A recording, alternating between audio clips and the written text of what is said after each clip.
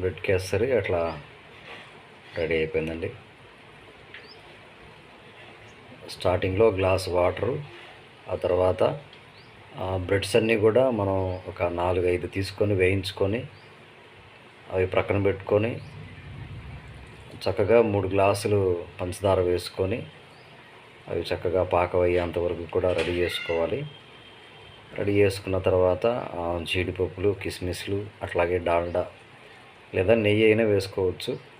మంచిగా అట్లా ఏర్పాటు చేసుకొని అవన్నీ కూడా దాంట్లో వేయించేసేసుకొని ఆ తర్వాత మనం ఆ పాకంలో కలిపినటువంటి ఆ బ్రెడ్స్ అవన్నీ కూడా చక్కగా ఏర్పాటు